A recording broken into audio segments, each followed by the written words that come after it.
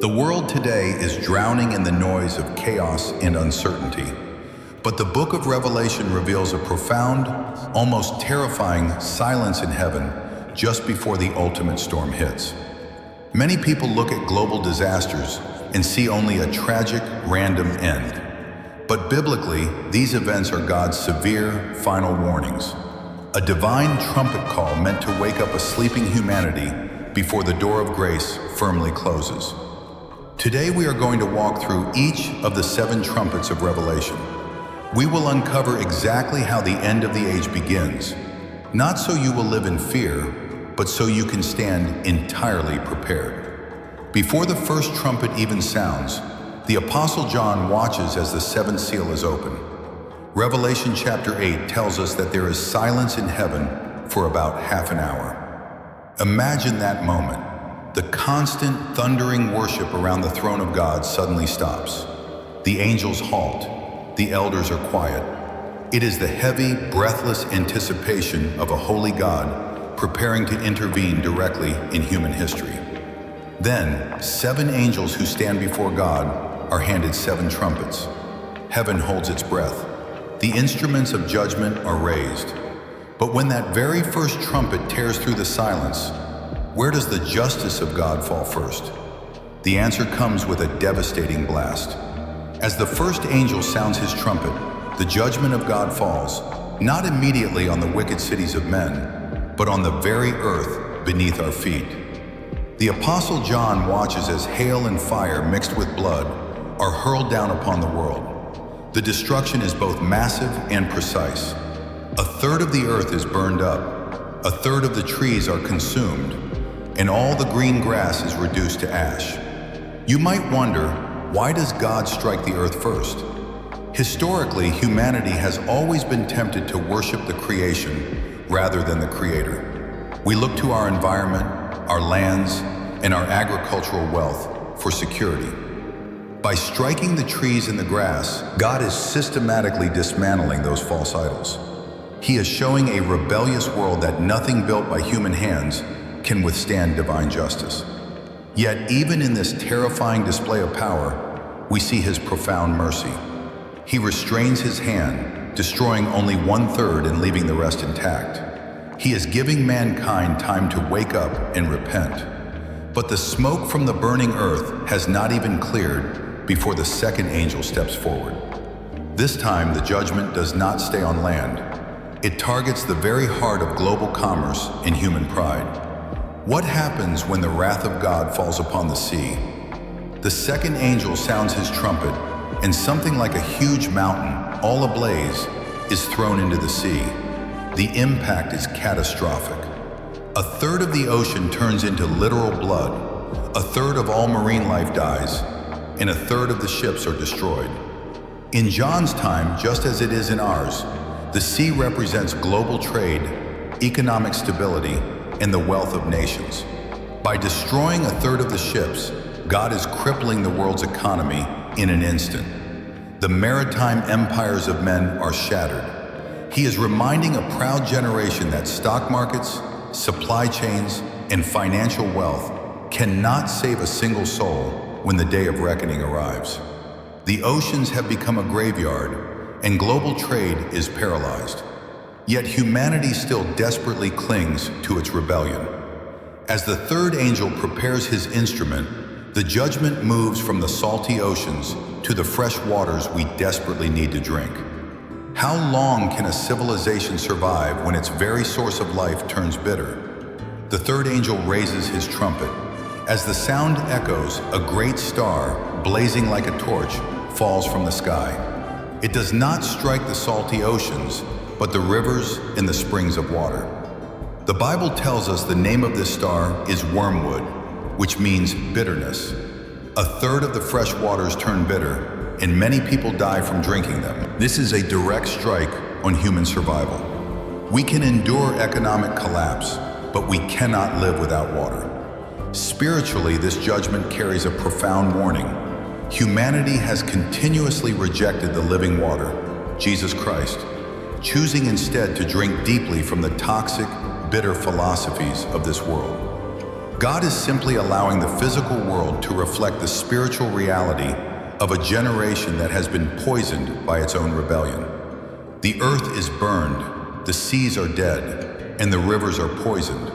But in the midst of this devastation, mankind can still look up and see the light of day, until the fourth angel prepares to sound. What happens when the heavens themselves go dark? The fourth angel blows his trumpet, and the judgment reaches straight into the cosmos. A third of the sun, a third of the moon, and a third of the stars are struck. Suddenly, a third of the day is left without light, and the night becomes unnaturally black. The very rhythm of time, the seasons, and the natural order that God established in Genesis are thrown into absolute chaos. Throughout Scripture, physical darkness is always a symbol of God's spiritual judgment, just as it was in the plagues of Egypt and at the cross of Calvary. Heaven is pulling back its light, warning a world that has loved the darkness of sin more than the light of divine truth. Yet as terrifying as the darkening of the sun may be, the hardest days are still ahead. The Apostle John looks up and sees an eagle flying across the dim sky, crying out with a loud voice, "Woe, woe, woe to the inhabitants of the earth." Why? Because the first 4 trumpets only struck the environment. When the 5th angel sounds, the judgment will no longer fall on nature. It is about to be poured out directly on humanity. What happens when the gates of the bottomless pit are finally torn open? The eagle's cry fades, and the 5th angel sounds his trumpet. John sees a star that had fallen from the sky to the earth. But this is not a meteorite. It is a spiritual being, given the key to the shaft of the abyss. As the bottomless pit is opened, thick smoke billows out like a gigantic furnace, choking whatever sunlight is left. Out of this demonic smoke, a terrifying plague of locusts descends upon the earth. But these are not natural insects. They are commanded not to harm the grass or the trees, but only to target those people who do not have the seal of God on their foreheads. For 5 agonizing months, they are permitted to torment humanity, but not to kill. The agony is so severe that men will actively seek death, but death will flee from them. They are led by a king, the angel of the abyss, whose name is Abaddon, the destroyer. Yet even in this horrifying judgment, God remains in absolute control. He sets a strict time limit, he restricts their power, and he places a hedge of complete protection around those who truly belong to him. The 5 months of torment finally end, and the first woe passes. But humanity still refuses to bow the knee. The 6th angel raises his trumpet. If the abyss brought unimaginable torment, what will the great river Euphrates unleash? The 6th trumpet sounds, and a voice speaks from the golden altar before God. It commands the release of 4 fallen angels who have been bound at the Euphrates River, kept in chains for this exact hour, day, month, and year.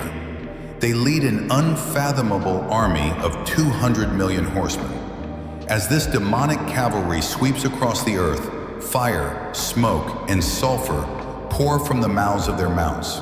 By these 3 plagues, a full third of mankind is killed. It is a war and a slaughter on a scale never before witnessed in human history. Yet the most tragic verse in the book of Revelation immediately follows this devastation. Revelation chapter 9 tells us that the rest of mankind who survived these plagues still did not repent. They stubbornly refused to let go of their idolatry, their murders, their sorceries, their sexual immorality, and their thefts. God shook the earth to wake them up, but their hearts only grew harder as they clung to their sins. Billions have perished, the physical world is shattered, and the spiritual rebellion of mankind seems absolute. 2 woes have passed. Now the 7th and final angel stands ready. When the last trumpet sounds, will it bring the total annihilation of the world, or the most glorious coronation in the history of the universe? The time for waiting is over. The mystery of God is about to be fulfilled. The 7th angel steps forward and sounds his trumpet. But this time, there is no fire falling from the sky. There are no plagues of locusts or armies marching across the earth. Instead, loud voices echo throughout heaven, making the most triumphant announcement in all of human history. The kingdom of the world has become the kingdom of our Lord and of his Christ, and he shall reign forever and ever. The seventh trumpet is not a tragedy. It is a coronation. The arrogant, rebellious empires of men are finally replaced by the perfect, peaceful, and eternal rule of Jesus Christ. The Apostle John looks up and sees the heavenly temple thrown wide open. Deep within, the Ark of his covenant is revealed. This is the ultimate symbol of God's faithfulness. He has kept every promise. He has remembered his people. The cross that once offered grace has now become a throne of righteous judgment. God is taking back the earth that has always belonged to him. As we look around at our world today in 2026, we see the tremors of these coming days. Economies are shaking, nature is groaning, and the hearts of men are failing them for fear. But the book of Revelation was not given to us to make us panic. It was given to prepare us. God is shaking everything that can be shaken in this world, so that only the things which cannot be shaken will remain. The trumpets are a severe mercy, a desperate call from a loving Father, warning his children to come home before the storm arrives. If you are feeling overwhelmed by the darkness of our times, look to the cross. Repent of the idols of this world and anchor your soul in the Word of God. The King is returning, and his kingdom will never end. If you want to continue uncovering the truth of Bible prophecy and walk through these last days with faith rather than fear, please subscribe to the Return of Christ channel. Join our community as we study the scriptures together. May God grant you spiritual eyes to see, a heart to understand, and the perfect peace of Christ in the days ahead.